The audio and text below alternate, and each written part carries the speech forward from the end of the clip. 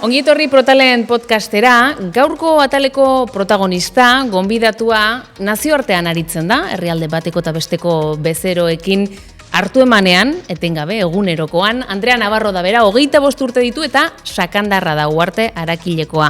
Ongi etorri, Andrea. Eskerrik asko, Nerea. Tira, zuri eskatuko dizut, zure hitzekin kontatzea, zein alorretan egiten duzun lan eta nolakoa den edo ze funtzio dauzkan, zure lan horrek? Bai, ni, esaguzun bezala, hanpon komertzial bezala salmetetan aitzen naiz, duela 2 urte terdi 3 urte, eta bereziki Frantziako eta herrialde nordiketako merkatutan aitzen naiz. Orduan, ze funtzio ditugu, gure lana bereziki saltzea da, balbulak saltzea, pedidoak lortzea. Orduan, bezerokin harremanetan egoten ga, proiektuen jarraipena egiten dugu, merkatuan baita ze proiektu berri etorriko dien eta ez analizatzen dugu. Eta unerokotasunin, ofertak prestatzea ditugu, bezeroekin esaguzun bezala egunero harremanetan gai, bidaia bat balin badugu bai hoi prestatu. Eta zeintzuk dira hanporen bezeroak, nolakoak dira bezero horiek? Hanpoko bezeroak oso anitzak dira. Mundu guztian zehar balbulak ditugunez, bezeroak ere hola banatuta daude, mundu osoan zehar. Eta hanpoko bezeroak bereziki EPC edo ingenieritza enpresa handiak dira. EPC, Engineering, Procurement and Construction, hauek egite dutena da proiektuak diseinatzen dituzte, baita ere materiala erosten dute, gure balbulak eroste dituzte, eta proiektuak montatzen dituzte. Ondoren datozen end userrak, energiaren sektoreko partaide garrantzitsuenak, denak ezagutuko dituzuen Aramco, Shell, BP, eta horrelakoak erabiltzen dituzten proiektuetarako. Eta horiek dira gure bezeroak. Eta guk ideia bat egiteko edo hobeto ulertzeko nola izaten da balbula baten salmenta prozesu hori? Luzea. Egia esan, hasieran hanpon hasi nitzenin, nahi horrek asko harritu ziten, ze lehenengo oferta prestatze gunetik, pedidoa etorri ditiken arte, pasa ditizke hilabete asko batzutan. Orduan, guk normalin ja aurretik indugun lanagatik jakiten dugu gutxi gora bera EPC bakoitzak ze proiektu eukitzeikun esku hartin, eta gui eskaerak bialtzizkigute. Guk eskaerak interesgarriak diela iduitzen mazaizkigu, martxan jartze ditugu internoki, eta oso anitzak izan ditizke. Balbula asko, gutxi, balbula oso handiak, material bat, beste, industria bat edo beste, kriogenika, ez, aktuatua, manuala, ikustu duzu, mota askotakoak. Eta behin prozesua aktibatzu gula, lehenengo pausoa izaten da, ingenieritzako, diseinoko taldea gukin asko gaitzen da lanin, behaiek oferta prestatzea ez da izaten bakarrik prezioa jarri eta bialtzea. Oferta komertzialei beti oferta teknikoa jarraitzen dio, orduan diseinoko ekipoa sartzen da, o kostetakoa, o hainbat ekipo klauntze egute. Eta esaten izuna, denboa asko pasa ditike adjudikazio prozesua iritxarte, klarifikazio teknikon fasea, komertziala. Horren pazientzia uki behar da, eta epe mugak dira. Hoi da, eta gure partetik jarraipena hori bai emarko dugu.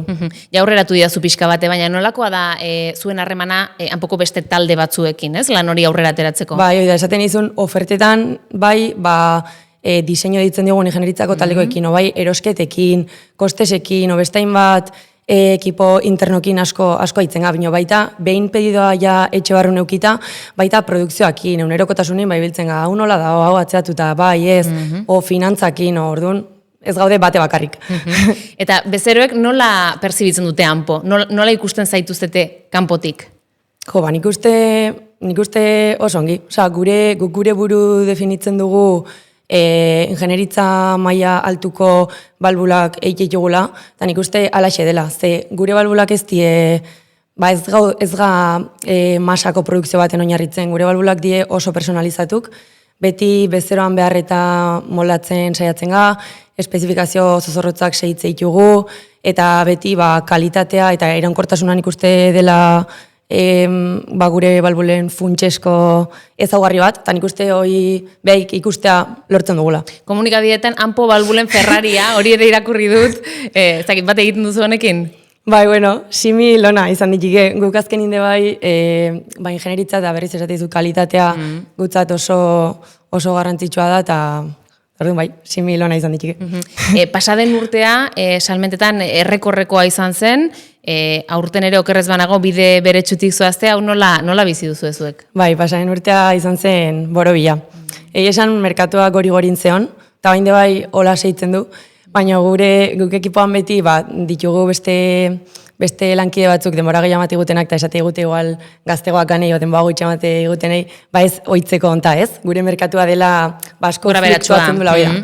Ordu noain gaudela olatun pixkat goiko aldin, baina betire azti, haber zer datorren, eta proiektun jarripena iken, eta bai, oso urte hona izan zen. Urte hona izan zen, orain ere hala izaten ari da, eta pentsatzen dut horrek ere lagunduko duela talde giroan, zerbait positiboa da talde lanerako.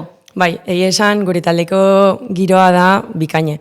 Osea, nik enun imaginatzen, hemen hasi nitzenin, esan ziaten, elkarrizketan esan ziaten, girona dugu, minaz nun, hainbestak imaginatzen. Zara bakarra, elkarrizketatu gehienek hori azpimarratu dute, bai? Bai, oso ona. Bai lankidekin eta baita koordinatzaileekin, bai.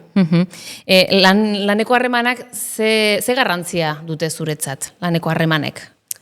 Nik uste handia. Azkenin, hemen, astero, eunero, askotan gai lanekoekin, etxikoekin bino gehiago. Orduan hemen, eroso sentitzi gustora eoti, askotan eskuartien dituzun erronkei aurreiteko, bultzada de bai emate izuna hoi da, inguruko jendik. Eta egitan, beti jendi dago launtzeko prest, o... Sentsazioa daukazu harreman horiek zaindu egiten direla hanpon? Bai. Garrantzia ematen zaio. Zerk esango zenuke egiten duela berezi hanpo?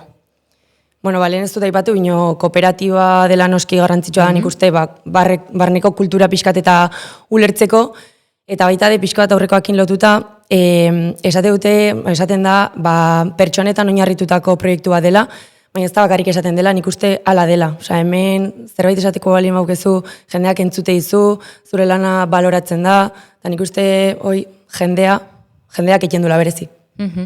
Egunerokora jaitsita, nola da zure lan egun bat normalean? Nik galdera egin nuen, elkarrizketa egin nuen pokoa hoxe galdetu nien, eta gaur konfirmatu dezaket, nahi esan ziatena. Ez daude bion berdin.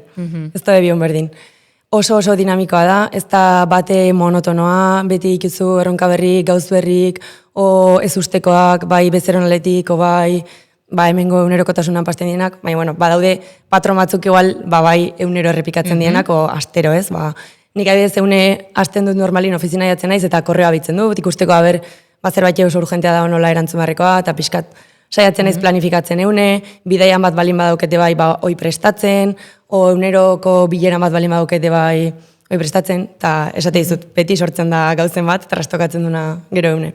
Pixkat aurreratu diguzu, baina zer esango zenuke dela zure lanaren onena, edo zer da gehien gustatzen zaizuna zure lanetik, eta beste ere bai gutxien. Bale.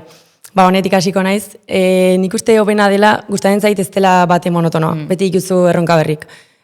Motivazioa bilatzeko errixa da. Baita ere, erantzunkizuna eman izana oso eskertzeko adiot, nik azkenin esan zuen bezala 25 urte ditut, eta beste ozintokitan aukera hori ez duzu ukitzen. Orduan hori de bai ona dela esango nuke, eta gero, gure lana justo komertzialena baita nahiko eskertua da.